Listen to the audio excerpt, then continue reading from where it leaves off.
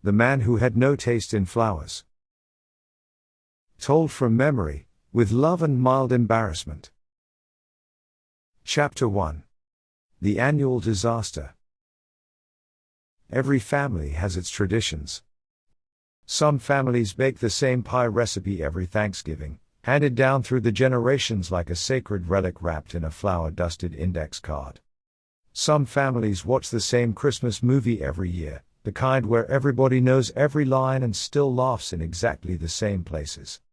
Some families have a cabin, or a lake, or a very specific and deeply argued over board game. My family had Grandpa's birthday bouquet. And I want to be clear. I use the word bouquet loosely. Generously. With the kind of charity you extend to a toddler's crayon drawing, when they insist it's a horse and you say, "Oh yes, absolutely, very horse-like." What Grandpa came home with every year on Grandma's birthday was technically a collection of flowers, in the same sense that a drawer full of mismatched socks is technically an organized system. Both statements are, strictly speaking, true. Neither tells the full story. I was 12 the first time I really noticed it. My parents and I had driven down to my grandparents' house in Connecticut for Grandma Rosalie's birthday, July 3rd, sandwiched neatly between the 4th of July chaos and the general heat of summer, which meant the house always smelled of sunscreen and someone's potato salad. We had barely made it through the door when Grandpa arrived home from wherever he'd gone, and he was holding the bouquet. 7 stems. That was always the count. I know this because I counted them that first year out of morbid curiosity, and every subsequent year confirmed it. 7 stems, and not a single one matched its neighbor. There was a rose, sure, a perfectly respectable red rose that looked pleased to be there and had absolutely no idea what it had gotten into. Next to it, a large sunflower that was roughly 3 times the height of everything else, bobbing with every step Grandpa took like an enthusiastic golden retriever. Beside that, a sprig of lavender that was giving off a genuinely lovely smell in a way that seemed almost apologetic, as if it knew it was the only sophisticated element and felt bad about it. Then an orchid.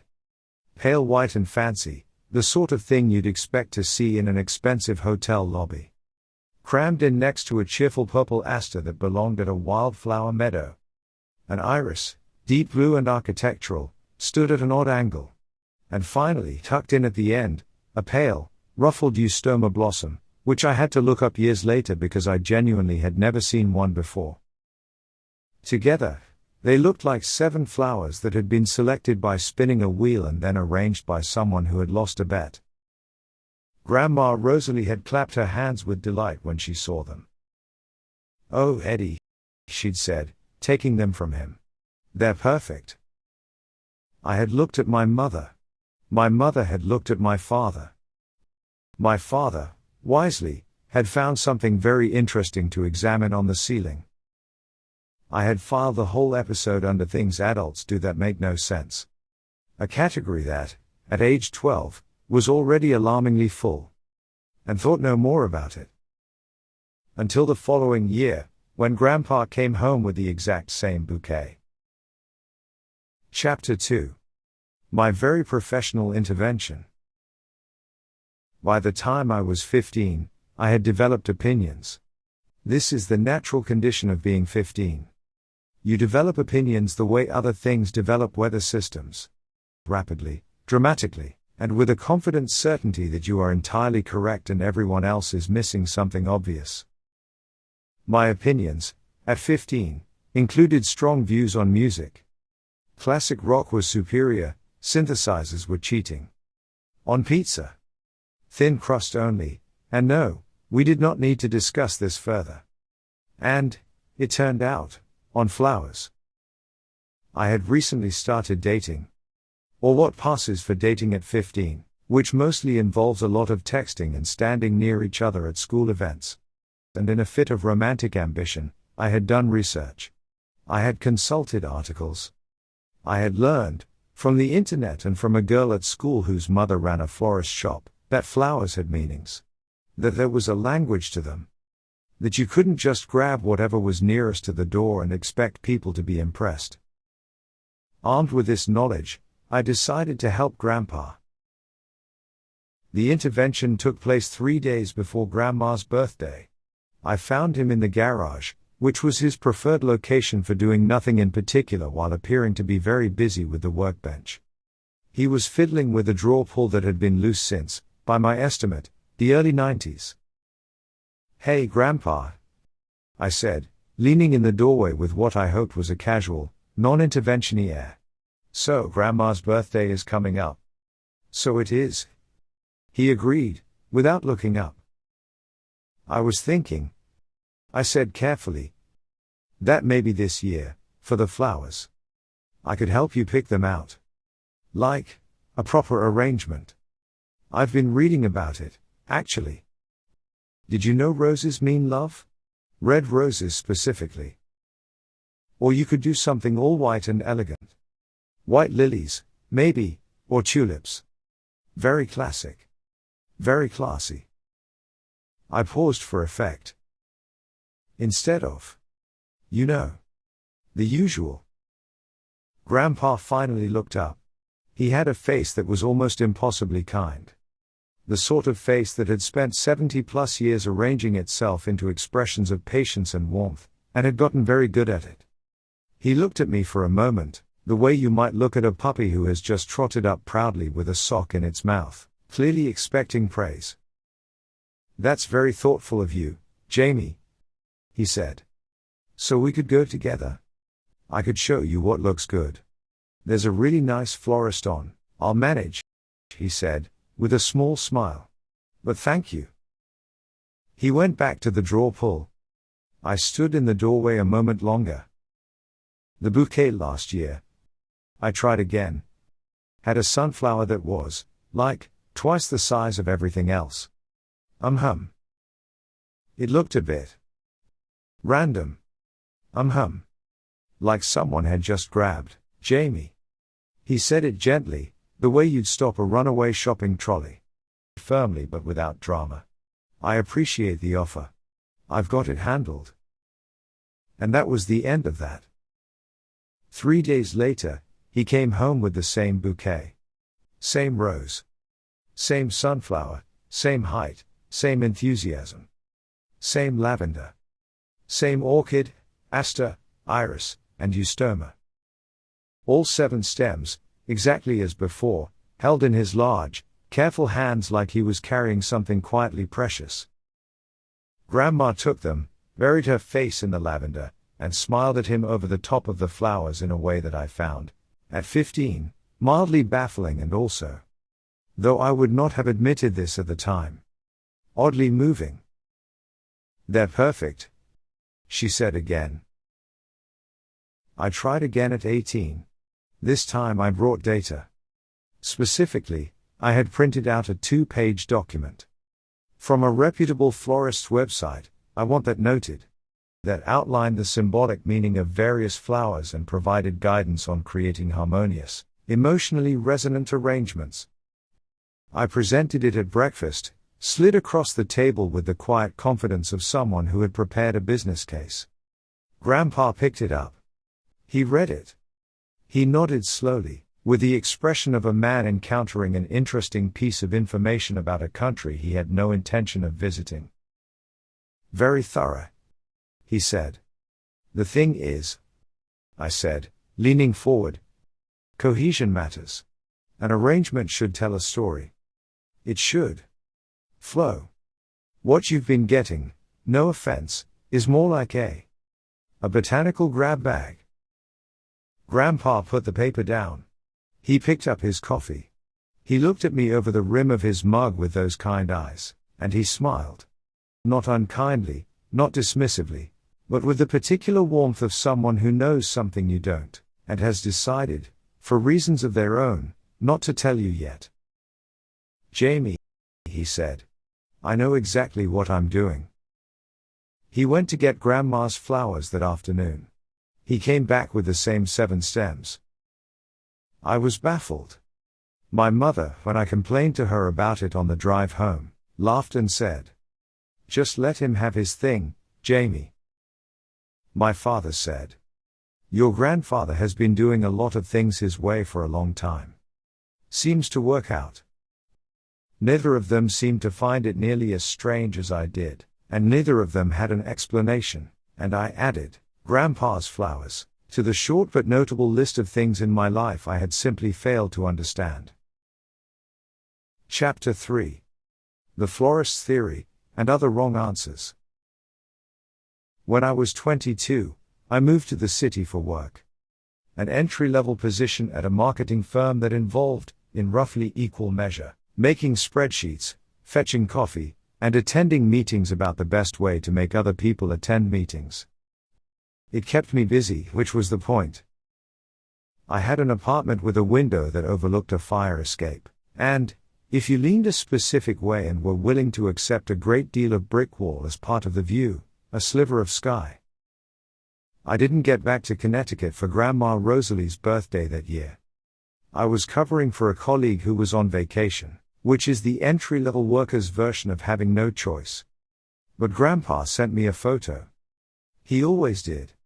7 stems, arrayed in their usual chaotic splendor, in Grandma's favorite vase, a slightly chipped blue ceramic thing she'd bought at a market somewhere in Portugal decades ago.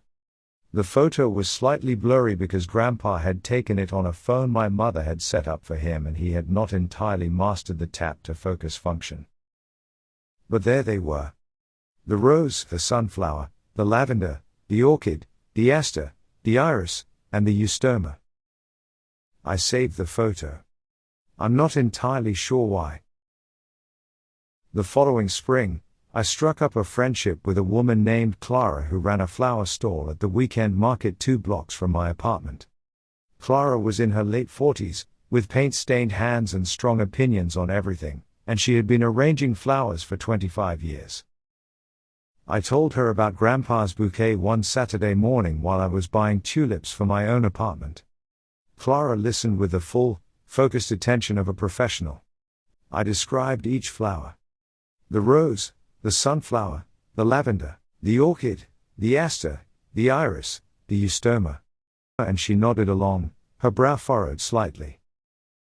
Right, she said when I'd finished. And he buys the same ones, every year, without fail. Exactly. 7 stems. Never changes. Clara thought about it. Sounds like a birth month thing, she said finally. Some people pick flowers based on the birth flower of the month. Or the year they got married, or the year she was born. Some kind of numerological. I thought about that, I said.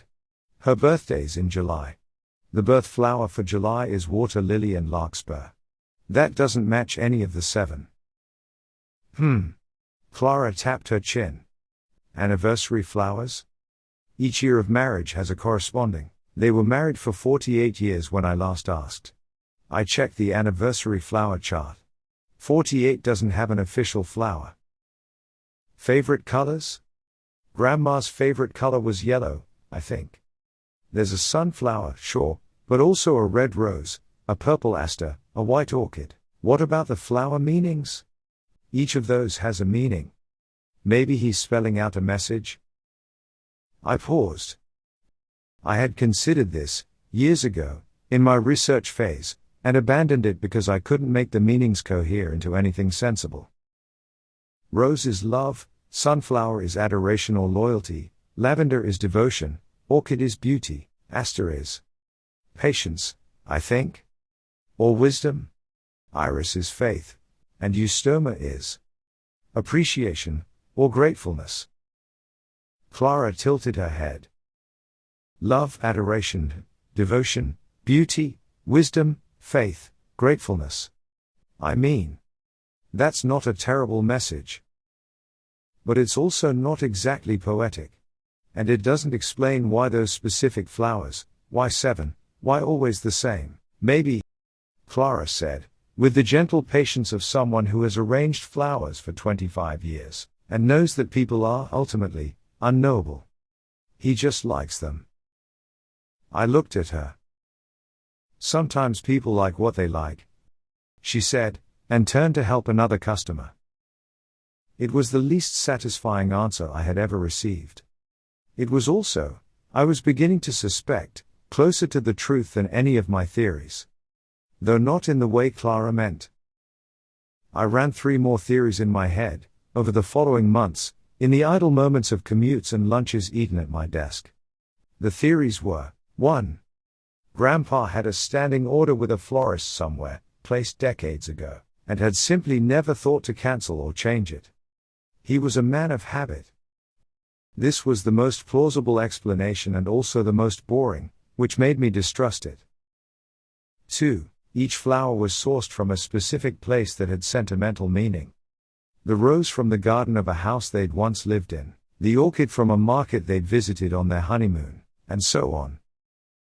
This was romantic and I quite liked it, but I had no evidence for it and the logistics felt increasingly implausible the more I thought about them.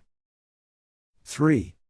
Grandma had once, early in their marriage, mentioned offhandedly that these were her 7 favorite flowers, and Grandpa had simply never forgotten. This was the version I kept coming back to, because it felt like Grandpa. Loyal, unhurried, the kind of man who remembered things without making a production of it. All 3 theories were wrong. I didn't know that yet. I wouldn't know for another 2 years, and when I found out, I would feel.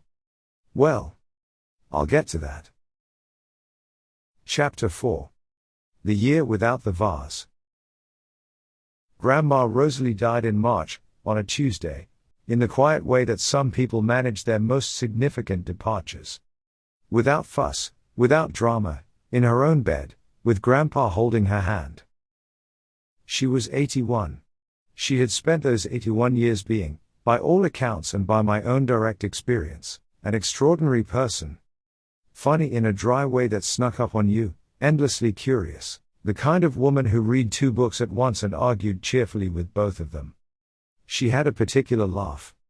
Sudden and full, like something had surprised her into it. And she made the best lemon cake I have ever eaten, and she always knew when you were sad even when you were pretending very hard that you weren't, and she had loved Grandpa for 49 years with a steadiness that I had grown up inside of without fully understanding it, the way you don't understand air until someone mentions you've been breathing it. I drove up for the funeral. I drove up again a month later, to help Grandpa sort through some things, and again a month after that because I was worried about him being alone in that house. He was fine. Quietly, stubbornly fine, in the way of people who have loved someone for a very long time and know how to carry it. The house was the same, mostly.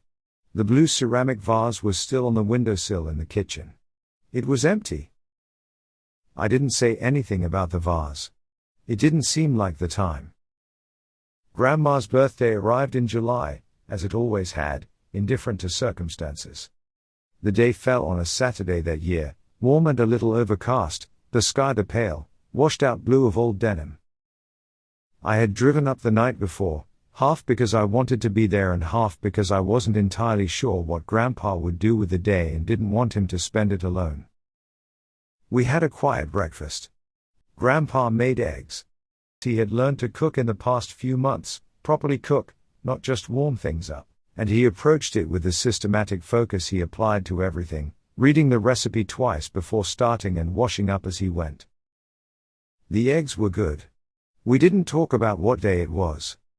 We talked about the garden, which needed weeding, and about a documentary he'd been watching about deep-sea fish, which he found both fascinating and, he admitted, frankly a bit alarming. After breakfast, he said, "Get your shoes on, Jamie. We're going to go see your grandmother." He was holding the bouquet. I stared at it. Same 7 flowers. Rose, sunflower, lavender, orchid, aster, iris, eustoma. All present, accounted for, as mismatched and improbable as ever. I had not seen him leave to get them. I had not heard him go out. He must have gone before I'd woken up, or arranged for them to be delivered, or I didn't know. But there they were. Something shifted in my chest, seeing them.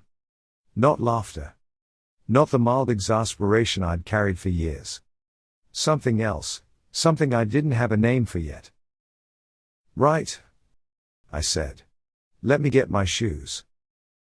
The cemetery was 20 minutes from the house, along roads I knew by heart from a childhood of backseat journeys. Past the old hardware store that had become a coffee shop, past the elementary school with the repainted mural, past the farm stand that sold corn in the summer and pumpkins in the fall, with the reliable seasonality of something very old and very certain of itself. Grandpa drove carefully, as he always did. The bouquet lay on the back seat, and the car smelled faintly of lavender. We walked to Grandma's grave. Grandpa knew the way without checking, which I noticed and filed away without comment. The headstone was simple, grey granite, her name carved in clean letters. Rosalie Eleanor Marchetti. Beloved wife, mother, grandmother. She laughed easily and loved well. We stood there for a moment, in the overcast July morning. A robin was making a fuss somewhere in the trees. Grandpa looked at the stone with an expression I recognized from years of watching him look at Grandma. Calm and warm, and entirely present, the way some people are present in a room even before they say a word. Then he knelt down. He was 74 and his knees were not what they had been, and the kneeling was a slow and careful operation, but he managed it with a dignity that made me want to look away and also to keep looking. He set the flowers against the stone, arranging them, if you could call it that, in their usual arrangement. Which is to say, he placed them how he'd carried them, which was, as always, every which way. He was quiet for a moment. Then he reached out and ran a finger gently along the carved letters of her name. R-O-S-A-L-I-E. He looked up at me. Do you see it? He asked. I looked at the name. I looked at the flowers. R-O-S-A-L-I-E.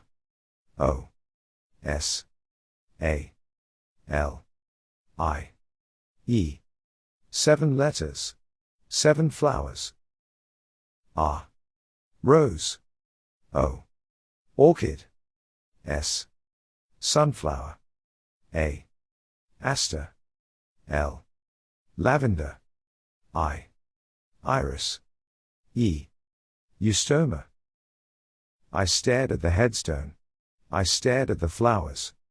I looked at my grandfather, kneeling on the grass in the grey July light, 74 years old, still calling her name. I'm just calling her name, he said quietly. I've been calling her name for 49 years.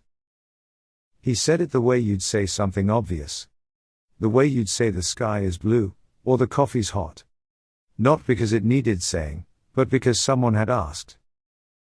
I stood there and I did not say anything, because there was nothing useful to say, and because I had the sudden and not entirely comfortable feeling of a person who has been looking at a painting for years and thinking, that's a strange collection of shapes, and then someone gently repositions the frame, and you see it. You really see it. And you understand that it was never strange at all. It was always exactly right. You were just standing in the wrong place. Chapter 5. What I know now. We drove home mostly in silence, which with Grandpa is never an uncomfortable thing. He is a man who has made peace with quiet in the way that only certain people manage.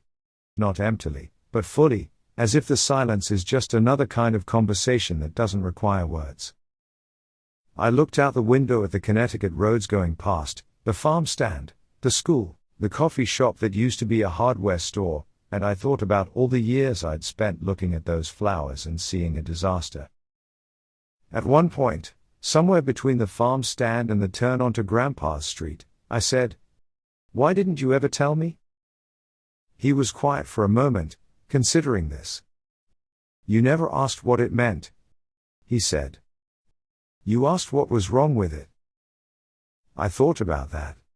He wasn't wrong. I had walked up to those bouquets for years, armed with explanations for why they were incorrect. I had never once asked, simply and openly, what they were for. "Fair point," I said. He smiled, eyes on the road. "Also," he said, "I liked having it be ours. Mine and Rosalie's. She knew, of course. From the very first one. I'd barely handed it to her. She looked down at them and she counted the flowers on her fingers, and then she looked up at me and laughed. He paused. The memory sat in the car with us, alive and warm. That laugh of hers. You know the one. I know the one, I said. She said, Eddie, that's ridiculous. And then she put them in the vase. The blue one. The blue one. He nodded. She put them in the blue one and they looked exactly as terrible as you'd expect, and she thought it was the funniest thing. Every year she'd act like she was surprised, even though she knew perfectly well what was coming. She'd look at the bouquet and she'd look at me and she'd say, they're perfect. And they were. Not because they were pretty. Because they were her name. I watched the road for a while. Did you always plan it that way? From the very first birthday? Second birthday, he said. First birthday we were dating and I was 23 and I had about $11 to my name, so she got a single carnation and a very sincere apology. He gave a small, private laugh. Second birthday I'd been saving up. I wanted to do something she'd remember. I thought about it for weeks. What could I give her that no one else would ever give her? And then one day it just came to me. Her name. In flowers. 7 flowers. He shrugged slightly, the gesture of a man who has long since accepted that the best ideas are often simple. Seemed right. Seemed right. I repeated. Grandpa, I spent years trying to convince you to get a proper arrangement. I know. He said it without any reproach whatsoever. You had very firm opinions. I was going to get you all white lilies one year. I had a whole plan. White lilies are lovely, he said agreeably. They're just not rosily. We had lunch at the kitchen table. Soup that Grandpa had made the day before, and reheated with the careful attention he gave everything now. And afterwards I sat with my coffee and looked at the blue ceramic vase on the windowsill. Empty. The bouquet was at the cemetery, but the vase was here, as it always had been. Slightly chipped on the rim, from when Grandma had knocked it off the counter back in 2011, and it had bounced instead of breaking, which she had taken as a personal victory. Resilient, she'd said, putting it back. Like me. I thought about all the versions of the bouquet that had stood in that vase over 49 years. Summer after summer, mismatched and improbable, spelling out a name. Her name. In 7 crooked, cheerful, completely non-cohesive stems. I thought about Grandma taking them every year, knowing exactly what they said, putting them in this vase, looking at this man, saying they were perfect. They were, I thought. They really were. Grandpa, I said. I owe you about 12 years of apologies for the flower commentary. He looked up from his soup with a smile that had the warmth of someone who has never needed the apology but is gracious enough to accept it. Apology received, he said. You were trying to help. I was being a know-it-all. You were being 22. He set his spoon down. Or 15. Or 18. Whichever one it was, that year. You had a lot of opinions for a young person. I had a printed document. I reminded him. 2 pages. From a florist's website. Very thorough. He said, exactly as he'd said it at the time, and this time I laughed. Here is the thing about understanding something late. It doesn't undo the years of not understanding it. I can't go back and unknow what I thought, or unsay the cheerful critical commentary I offered year after year. The gentle suggestions about proper arrangements, the florist's leaflet, the patient, earnest, entirely misguided attempts to improve something that didn't need improving. Those years happened. I stood in front of something extraordinary and saw a mess, and that's a fact about me that I'll just have to carry. But here's the other thing: understanding something late is still understanding it. The moment I stood at that headstone and watched the letters line up. R-O-S-A-L-I-E. That moment belongs to me now. I'll have it for the rest of my life. I'll be able to close my eyes and be back in that gray July morning, lavender-scented car, Robin making a fuss in the trees, Grandpa kneeling on the grass with those 7 mismatched flowers, calling her name. I drove back to the city late that afternoon. Before I left, I hugged Grandpa in the way I'd started hugging him since Grandma died. Longer than before, a little tighter, both of us aware of something that we didn't name. He patted my back twice, the way he does. "Drive safe," he said. "I will." I started toward the car, then stopped. "Hey, Grandpa." I'm going to stop trying to improve the bouquet." He looked at me with those kind eyes, and he smiled. The full one, the one that reached everything. "I appreciate that, Jamie," he said. "I really do." The following July, I drove up again. I had started doing this every year. Coming up for Grandma's birthday, going to the cemetery, standing in the summer morning with Grandpa while he set the flowers against the stone. It has become our tradition now, him and me, the way those 7 flowers were his tradition with her. This year, I bought the flowers. I went to the florist. A proper one, the kind with a cool, green-smelling interior and buckets of blooms lined up like a very cheerful choir. And I said, carefully, that I needed 7 specific stems. A rose, an orchid, a sunflower, an aster, lavender, an iris, and a eustoma. The woman behind the counter looked at me for a moment with the professional assessment of someone who has seen many strange requests, and is prepared to be non-judgmental about all of them. "That's quite a mix," she said. "I know," I said. "They're perfect." She wrapped them with care in brown paper and twine, and they looked exactly as they always had. Cheerful, mismatched, improbable, alive. A botanical grab bag. A disaster by any conventional measure. A name, by the only measure that had ever mattered. I drove them to Connecticut. Grandpa met me at the door, saw the bouquet in my arms, and said nothing for a moment. His eyes were bright. "I counted them," I said. 7. "All correct. You got the eustoma right," he said, slightly awed. "Most florists don't carry it." "I had to go to 3 places," I said. "Worth it." He took the bouquet from me, gently, as though I was handing him something careful. He held them the same way he always had. Not arranged, not fussed over, just held, in those large steady hands, the way you hold something you love. "She'd have liked that you did this," he said. He wasn't looking at me. He was looking at the flowers. "She'd have laughed at me for taking so long to figure it out." "Probably," he said, and smiled. We went to the cemetery together, and we walked to the stone with her name on it, and Grandpa placed the flowers down, and the robin was there again. Or a robin, at least, doing its usual business in the trees. The lavender smelled wonderful. The sunflower bobbed. The eustoma, pale and ruffled, held its small ground. 7 flowers. 7 letters.